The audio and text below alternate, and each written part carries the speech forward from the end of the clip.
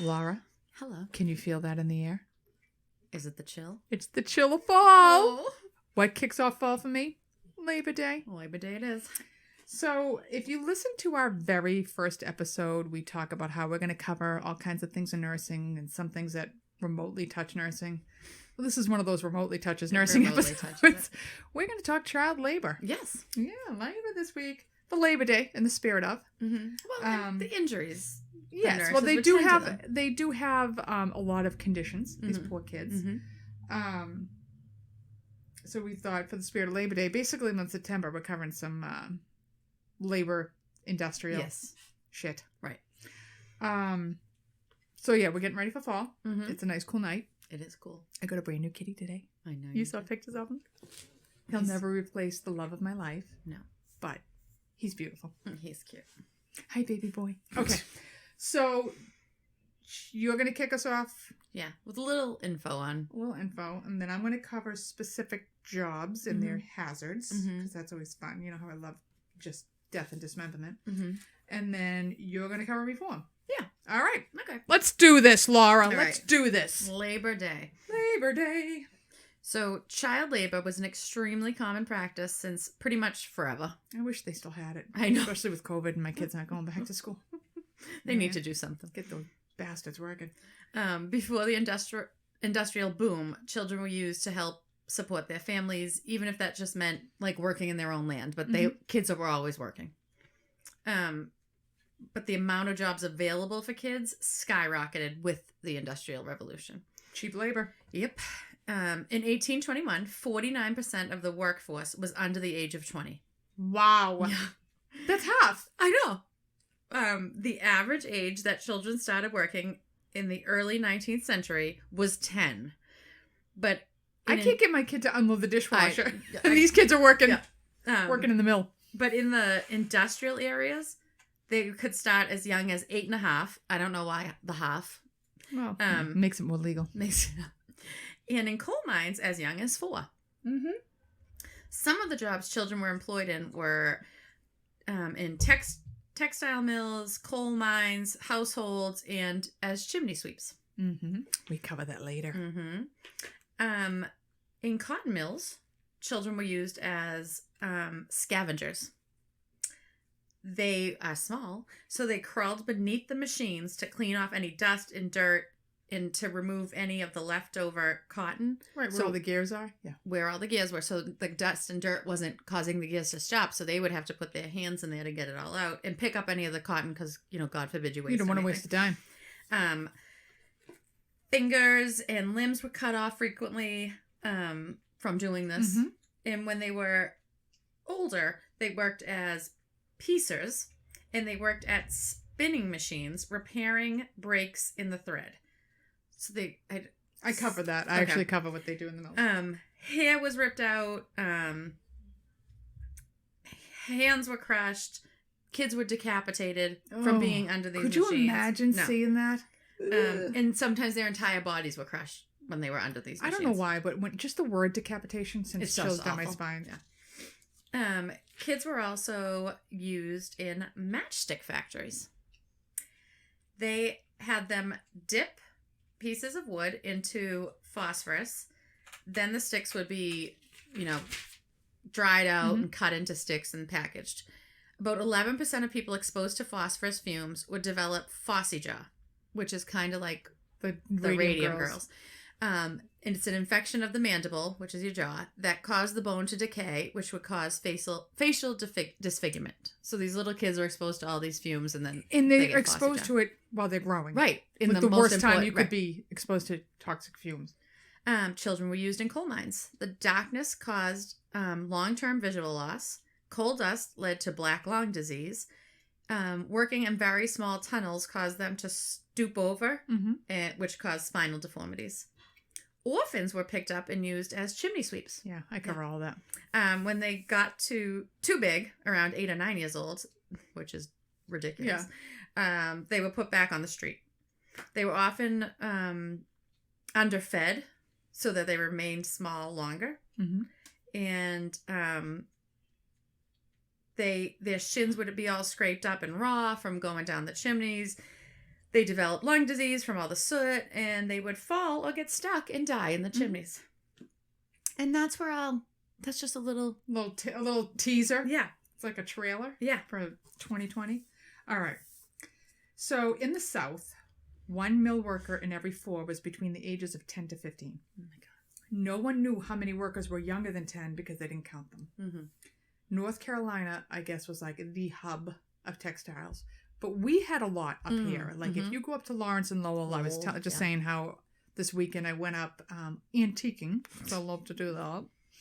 And the mills, they've turned a lot of these mills into floors and floors and floors of antiques because they're just big, long, open spaces. Lawrence is loaded. Peabody had a ton. So we had a lot up here too. So I just think it's a little weird. They really focused on the South. And the families would all live and work in and around the mills. Families needed to bring their children to work, and mill owners didn't discourage it because then it gave them access to a helper system that enabled the mill to gain extra production and give on-the-job training to the kids. Mill owners were praised for allowing mothers to be close to their children. Mothers would breastfeed at breaks, which weren't often, and some of these children actually... I was going to say, what's that, once a day? Maybe. Yeah. Depending on your benevolent boss, because there were no unions. Some of these kids would starve to death because the mother couldn't get there enough to feed them, or she didn't go home and cook for them. Yeah. So very young children were cooking for other young children or taking care of the babies.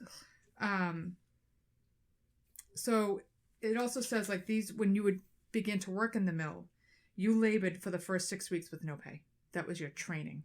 Oh my God. And then you worked 12 to 14 hour days a week. Everybody got Sunday off, but they worked you like a dog. And even kids. Some of these mills, kids were working the night shift. Oh my God. Little kids. So boys around the age of 7 were called doffers. A doffer would remove the spool filled by the spinning machine and replace it with an empty one. So they just run around and keep changing the spools. It required fast speeds, and in between changing, if they had downtime, that's when they could play. Oh, that was nice. Yeah, they was very benevolent bosses. In order to change these spools, the boys would have to climb on the machinery, so they were barefoot, and they would have to lean over. If they were not careful, they would fall into the machinery. And that would lead to fingers or arms being stuck in the machinery, and that caused crushing injuries and loss of limbs. So I'll get into this guy later. I'll talk about later. Spinning machines were set up in long rows. So if you've ever been in any of these mills, or if you've even seen one there, it looks like they're a mile long. Yeah. They're really, really long. It would be one big, massive room. And there would be a machine from one end of the room that went the entire length of the mill. And these kids would be walking up and down the sides of the machines to do this stuff. So each frame would contain it's hard to explain because you have to see the machine, but it would contain multiple spindles, and each one had its own bobbin to fill. The number of the sides that a spinner got, so these little girls were spinners, it indicated the number of bobbins that she managed, which was usually 6 to 8 sides of these massive machines, and she just spent all day checking the bobbins. And they gave the job to the girls because they thought that girls could pay closer attention. I was going to say, because boys can't pay attention long enough to do this. Yeah. They could pay closer attention, and they would have more patience with the machines. Sure. They'd walk up and down the aisles, brushing lint from the machines, watching spools or bobbins for breaks, and they would get short breaks when the doffers came in. So when the spool was filled, the doffer would come in and he'd be changing it out. They got 2 minutes. They were rarely allowed to leave the mill except at noon to eat, or if they had permission to go home to cook the evening meal. Oh. And there's one picture of a little spinner girl. She is the cutest thing I've ever seen in my life. She got those little boots that lace up. Yes, I love them. She got the little dress on, little braids. She has to be 9, and she's gazing out the window on a sunny day, the machine, massive machine, and she's just looking out the window, and all she's thinking about is how much she'd love to be outside right now. Never got outside. Then you had sweepers. It's kind of self-explanatory. These were for the older boys. It was considered official work, and they swept. That's basically what they did. So Lewis Hines was a photographer that went undercover, and he would pretend to be anything in these mills, and he would take pictures of all these little kids in the mills. So he went undercover, and he would document the conditions these children worked in. His photographs helped lead to changes in child labor. Mm-hmm. I have one excerpt. It was taken from Al Pretty's Through the Mill from Northwood, Massachusetts in 1911, and it describes conditions in the cotton mills. The mule room atmosphere was kept from 85 to 90 degrees of heat. Oh. The hardwood... I don't know what's wrong with me tonight, because I haven't really I haven't had nothing to drink. No. Apparently it's the sushi throwing my mouth off. The hardwood floor burned my bare feet. I had to grasp quick, short gaspes to get air into my lungs at all. My face seemed swathed in continual fire. Oil and hot grease dripped down behind the mules, sometimes falling on my scalp or making yellow splotches on my overalls or feet. Under the excessive heat, my body was like a soft sponge in the fingers of a giant. Perspiration oozed from me until it seemed inevitable that I would melt away at last. To open a window was a great crime, as the cotton fiber was so sensitive to wind that it would spoil. When the mill was working, the air in the mule room was filled with a swirling, almost invisible cloud of lint, which settled on the floor, machinery, and employees as snow falls in winter. I breathed it down my nostrils 10.5 hours a day. It worked into my hair and was gulped down my throat. This lint was laden with dust of every conceivable sort, and not friendly to lungs at all. So these kids would end up with bisonosis, which is brown lung. Ugh. You would get chest tightness, wheezing, coughing, narrowing in the airways, scarring of the lungs, which would eventually lead to death. So these kids were dying young. Yeah. Lewis Hines has a 13-year-old daughter in November of 1914. He had been working since he was 9. I got my hand caught in the cogs of the spinning machine and lost part of my fingers. Stopped the machine, and I tell you, it hurt. It pains me a lot now. Don't think they ought to pay me wages with this bad hand, though. So these kids thought it would be their fault if they got injured. Right. And they thought it was the company's... It was okay if the company didn't pay me or the family didn't pay me. August 21st, 1912, Giles Edmund Newson. He's 11 years old. A piece of machinery fell onto his foot, mushing his toe. Yeah. This caused him to fall onto a spinning machine, and his hand went into the unprotected gearing, crushing and tearing out 2 of his fingers. Hines interviews a girl in the Whitnell cotton mill. She's 5.5 inches. Nope, she's 51 inches high. She's been working for a year. Sometimes she works at night. She runs 4 sides of the spinners for 48 cents a day. When asked how old she is, she couldn't remember, because she just doesn't. She had no concept of her age because nobody was going to tell her. Right. So that was the mills. If the mills weren't bad enough, you could go work in the coal mines. So the coal mines, you have the breaker boys. More than 13,000 breaker boys worked in Pennsylvania in 1902. Mm-hmm. That's a lot of kids. That's a lot of kids. A breaker boy's job was to separate valuable coal from worthless rock, and aided in these... I never know what I write. I added in the sizing of coal for sale. So I guess this rock matches this rock. That goes in this bag. Smaller rocks go in this bag. Breaker boys were primarily boys, but sometimes elderly coal miners who could no longer work in the mines because of age, disease, or accident. You know, you maimed, now you're a breaker boy. The use of breaker boys started in the 1860s. It did not end till the 1920s, which is crazy because now the Great Depression would come in. Mm-hmm. Breaker boys were usually between the ages of 8 and 12, though some were as young as 6. Ugh. I do have another little excerpt because let me tell you how they work first. So they worked 10 hours a day, 6 days a week. They sat on wooden benches, perched over chutes and conveyor belts, picking slate and other impurities out of the coal. They were forced to work without gloves so they could better handle the coal. But the slate, like Brian has a cut on his finger. And I always forget. I'm like, what's that? He's like, I was throwing slate as a kid. Slash his finger right open. So slate's really, really sharp. Mm-hmm. So these kids would have, their hands would come up bleeding and raw from all the slate because they couldn't wear gloves. Others would have fingers amputated by rapidly moving conveyor belts. Some lost. So what they would also do is stand on the conveyor belt.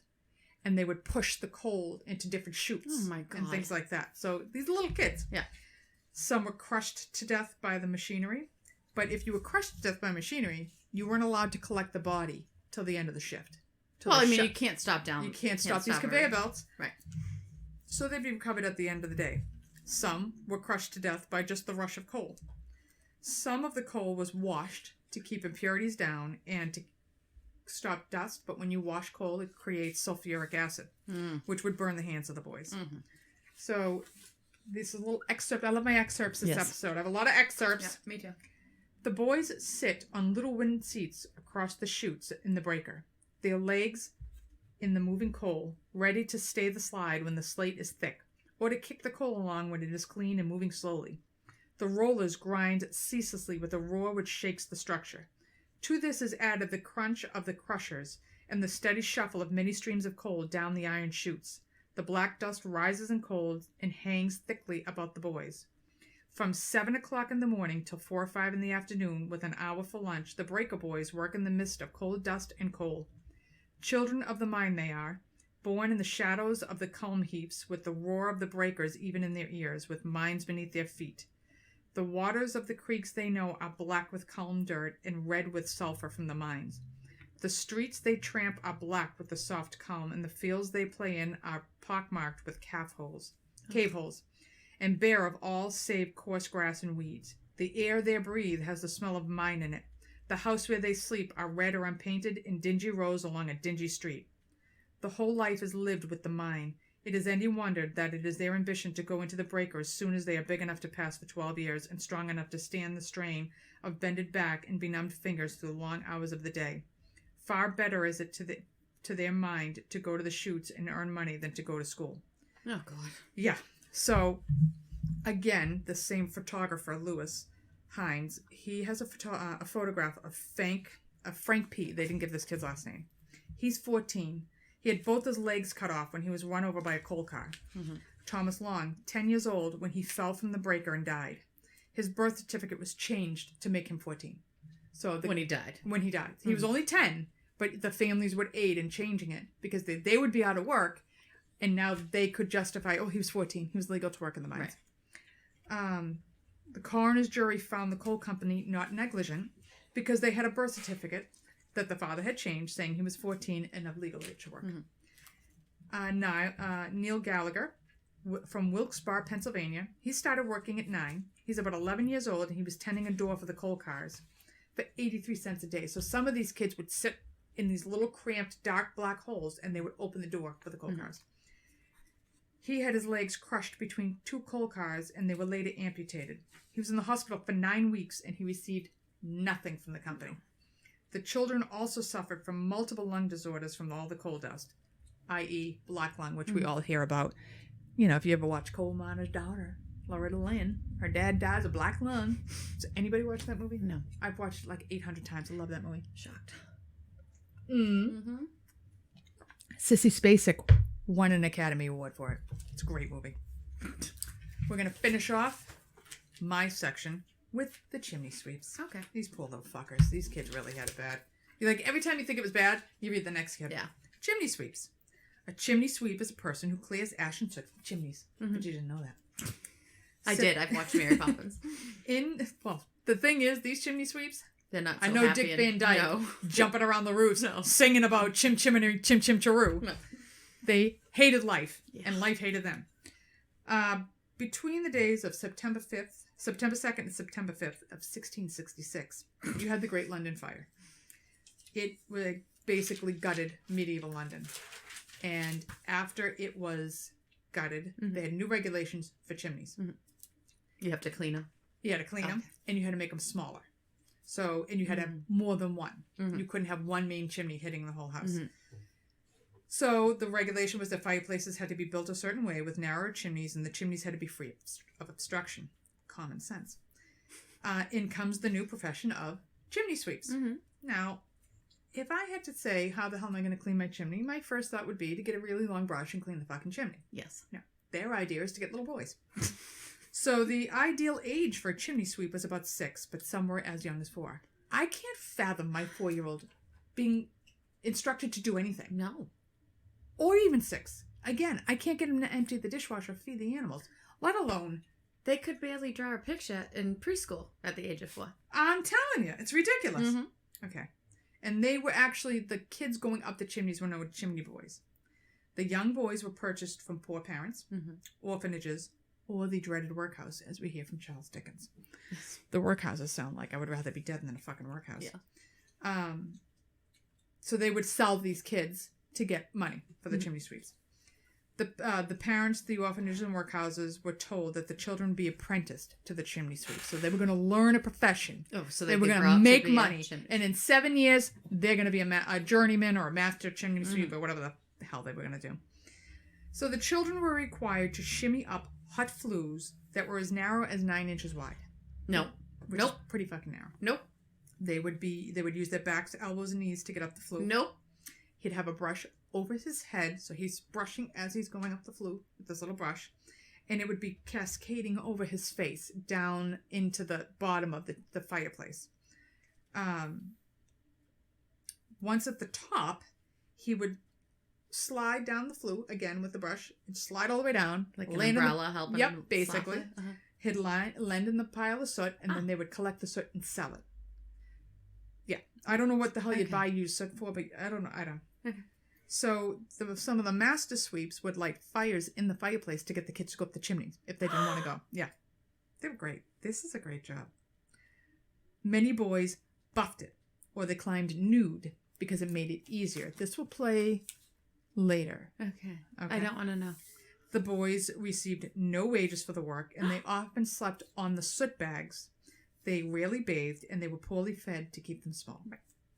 The boys would end up with scraped knees and elbows, so the master sweep would harden their skin by putting them close to the fire, taking a wire brush, and just using like salt brine and scraping it into their knees and elbows to give them these huge calluses. Oh my God. It's disgusting. Chimneys varied in size, and they have, like, if you were to Google chimney sweeps, they're going to show you what these chimneys look like and all the weird angles these kids would be trying to navigate to the top. Sometimes they'd get to the top, and there'd be 8,000 chimneys, and they wouldn't remember which one they were in, so they would get stuck in a different one. Oh my God. So they would vary in size and angles. Some climbing boys would slip, and you had to climb up a certain way, so if you slipped, you got jammed. And once you got jammed, you were kind of fucked. They would get... I'm suffocating sitting in an open room right now. And it's pitch black. No, in 9 inches. I'm suffocating right now. So they would get jammed with their knees and their, like, stuck on their chest. Oh, God. Their chins, you know? So you had the option, you could be there for hours, and you would have to wait till either they could push you out from below or get a rope to pull you out from the top. It's almost like being stuck in a crevasse. Yeah, that is like a crevasse. If they struggled or they couldn't get them out, they suffocated and died in the chimney. And then you would have to go in and remove the bricks from the chimney to get the body out. Yeah, to get a dead child out of your chimney. Oh my God. Yeah. So in February of 1875, a 12-year-old chimney sweep named George Brewster became stuck in the chimney of Fulbourn Hospital. An entire wall was pulled down to rescue him, but he died anyway. Oh. His master was charged with manslaughter, and his death is important because it started an aggressive campaign to end human chimney sweeps. Because you don't need people to do long-ass brush down. Get a long-ass brush. That's what they do now. Yeah. You know? Some of them actually use vacs. What am I thinking of? The big, huge vac machine you get at Home Depot. Vac?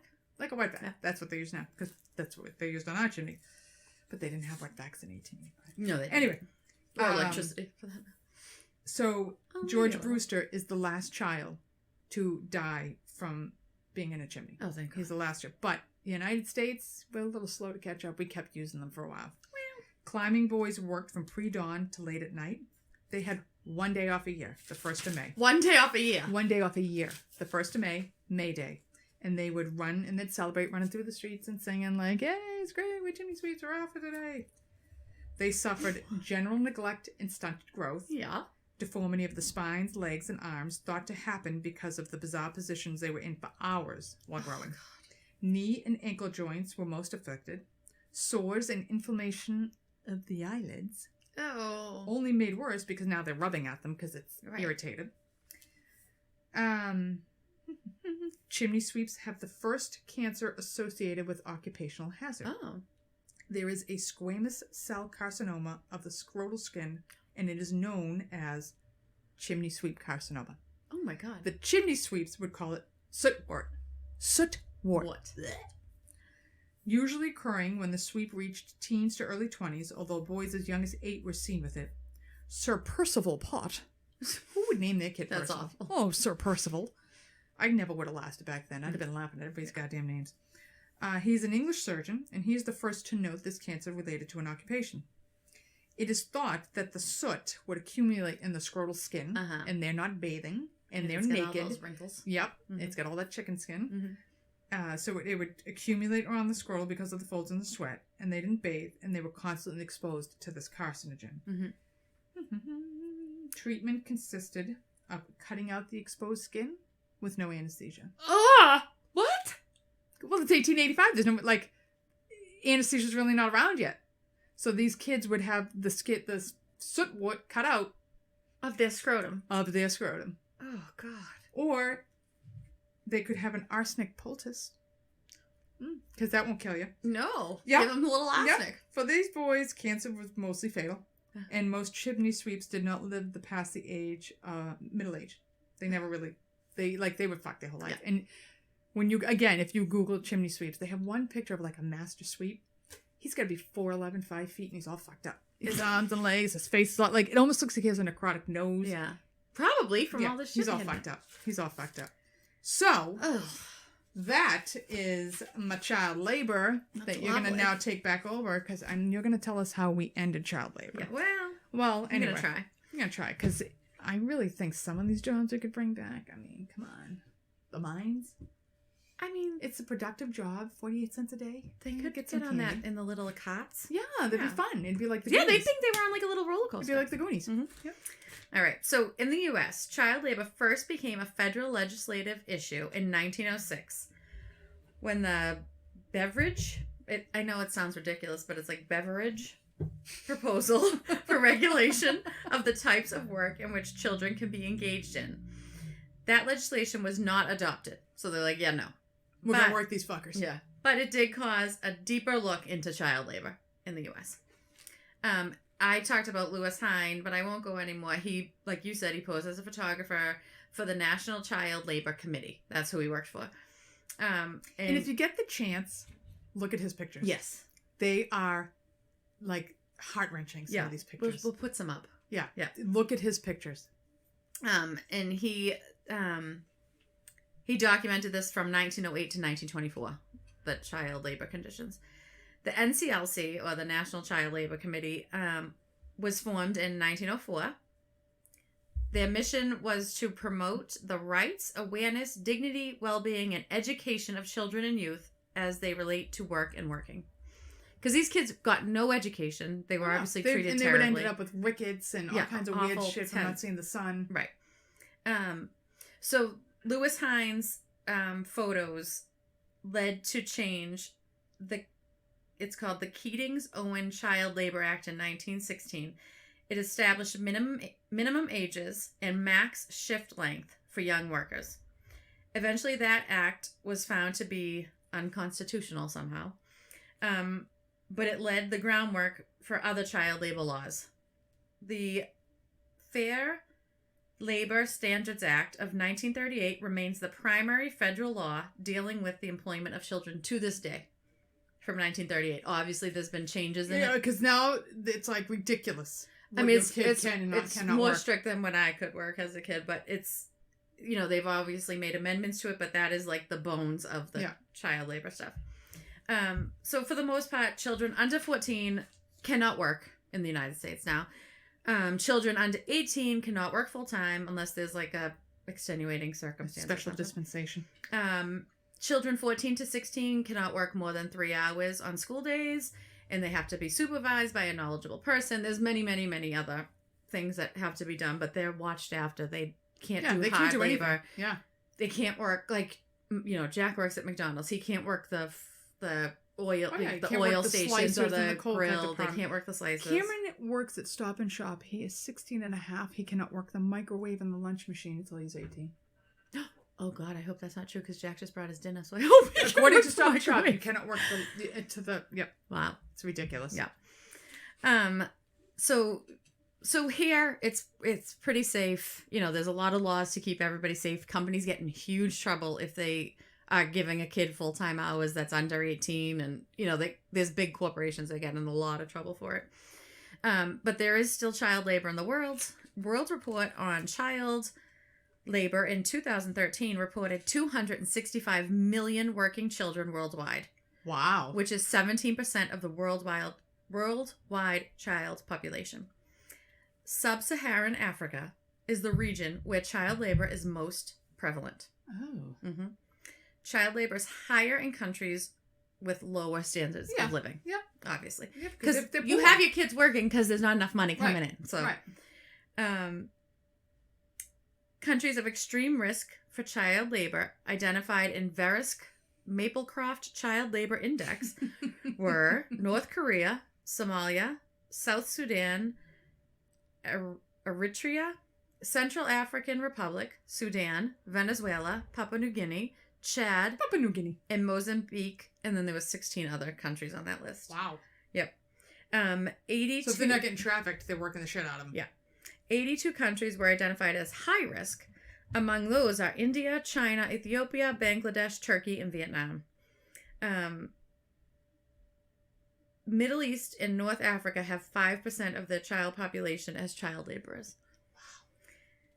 It's not, we're lucky here. Yeah, there's a lot of rules and regulations. We have first world problems. We definitely have first world problems. These kids have no idea no. how bad it could be or how bad it used to be. Yeah. I get I'm working as many hours as you are, which this week he is working as many hours as I am. I'm like, yeah, okay. It's not the same. But I don't get paid what you get paid. No, because I have a degree and I have an education. Right. That's why you get educated. You're working 36 hours, so he's working a lot, but they're not killing him. No? Nope. He's not working in a coal mine. No, he's not. Going up a chimney. Nope. Get some fresh air. Mm-hmm. I got all my information from courses.lumenlearning.com, flashback.com, and almagamut/safety.com. I have a lot from Wikipedia and the Coal Region's Breaker Boys at Work. Whining history. Ooh. What was your first job? Friendlies. How old? That, I think I was 15. I never knew. Did I know you worked at Friendlies? That was my first, job. My mother's first job was at Friendlies. My first job was at Friendlies. I loved it. What'd you pay now? It was $4 something. Yeah. It was $4 something cents. I cashiered at Zares, 14. Nice. $4.25 an hour. Nice. I got really mad when the girl after me got hired at $4.50. Oh, damn it. That's a fireable offense. That's awful. Man, I thought I had hit the high time at $4.25 an hour. It was literally like $4.54. And what is minimum wage now? Like $20 an hour? It's ridiculous. It's $12.75. Yeah, it's ridiculous. Yeah. I'm like, you know how much more you get paid than I did? Yeah. It's, $4 something. Huh. I worked Sundays, it means Sundays at Zares. It's like the running of the bulls because that was the day the sale started. Hated that job. I loved Friendlies. Katie and I worked the window at the Friendlies in Melrose. And so everybody would come up to get their ice cream instead of coming into the restaurant and sit down. Loved it. Loved it. The boys could come to the window and visit you. Ever. No, Brigham's I liked Brigham's. I liked Brigham's, but I love Friendlies. Mm-hmm. Still love Friendlies. Kind of sad they're all. Yeah, they go into the the big Friendlies in the sky. Yep, Friendlies. It was a great time. That wraps up our Labor Day episode. Mm-hmm. Just a little tidbit there. It's not comedy of the year, but we couldn't really pull anything funny out for this. No. There's a holiday for it for a reason. Yeah, exactly. Those poor kids. All right. So happy Labor Day. Next week we have more Labor Day stories for you. We're just covering the whole month of September. We have some industrial disasters, I guess you could say. Yeah. They should be interesting. One's in Boston, one's in New York. Mm-hmm. They're interesting. Mm-hmm. It gets awful sweet. Yeah, very it's sweet. It's going to get very sweet and sticky. So feel free to leave us a review on iTunes or give us an email. We were trying to come up with topics the other night, and man, we could use some help if you guys want to come up with some ideas of us to do. Like I said, we've had a couple of ideas and we've done episodes on them. Feel free to give us right in whatever you got. Mm-hmm. All right, enjoy your Labor Day weekend. Actually, you're going to be getting this on the Monday of, which is September 7th, which is Mike's birthday. Happy birthday, Mike! Happy birthday to you. Happy birthday to you. I can do it in Spanish too if you want. Ooh. Feliz cumpleaños. Say two. No, you want me? Okay. He's not really having it. He's not feeling it. Maybe I'll get him the Golden Girls something. I'm looking at the thing on the wall. Oh God, Cobra please. Lanai. So enjoy. You've already enjoyed your Labor Day. Chillax, get ready. My kids are never going back to school, so they'll still be home. And yeah, it's a great time. Great time. I'll go play with my cat. Yeah. All right, we'll talk to you later. Bye. Bye. Like, subscribe, rate, and review the Scissors and Scrubs podcast on whatever podcast app you listen to us on. Follow us on Twitter, Facebook, and Instagram at Scissors and Scrubs. And email us any of your stories or thoughts to scissorsnscrubs@gmail.com.